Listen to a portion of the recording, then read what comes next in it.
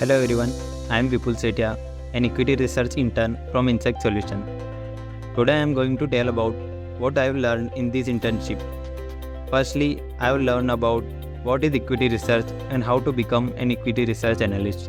Then we will learn about ratio analysis and security analysis and how it is important in equity research. Then I will learn about mutual funds and their types and how can we invest in mutual funds. Then we have moved towards investment banking concept, what is investment banking and how to become an investment banker. Then we will learn about stock market analysis and portfolio management, in which we have learned about financial analysis, technical analysis, fundamental analysis, equity research report and financial modeling.